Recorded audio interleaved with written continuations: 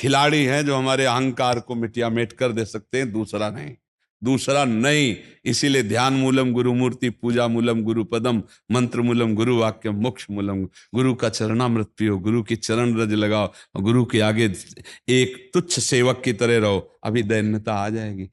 अगर गुरु में दोष दर्शन होने लगे तो हट जाना चाहिए, और दूर से उनको परब्रह्म मान के बिना निंदा किए उनके द्वारा बताई हुई उपासना में रत हो जाए तो उसका परम कल्याण हो जाएगा। दूसरा गुरु बनाने की जरूरत नहीं है।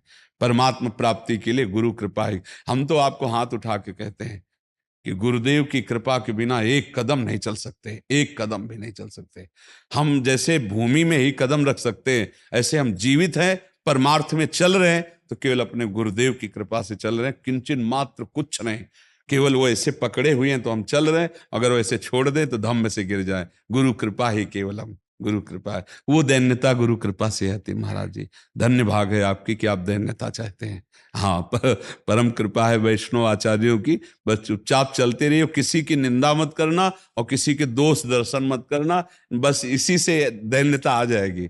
और दैन्यता में रोना आता है, जैसे अब आपका दैन्यता में रोना आता है कि मुझ जैसे अधम पर इतनी कृपा श्री कृष्ण की, महाप्रभु की, गुरु की, तो वो हृदय निर्मल होता चला जाता है। जब रुदन होता है ना प्रभु के, उसमें इससे ज्यादा और किसी तीर्थ में नहीं पवित्रता है जितनी रुदन में पवित्रता है। हाँ, रुदु सुस्वरम राजन, कृष्ण दर्शन लालसा, जब अपने प्यारे प्रभु के लिए रोना आता है तो हृदय निर्मल, तार तार निर्मल हो जाता है। और कबीरदास जी कहते हैं कि बिन रोए किन पाइया प्रेम प्यारा अमित, कबीरा हंसना छोड़ दे रोने से कर प्रीत, बिन रोए किन पाइया प्रेम प्यारा अमित।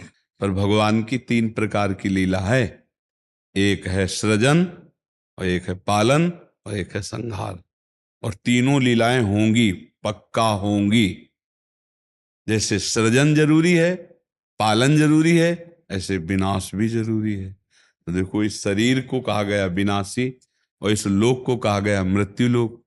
तो भाई देखो, जो जन्मा है उसका शरीर छूटेगा, जो हमने कर्म किए उसके अनुसार हमें भोग मिलेंगे। अब हम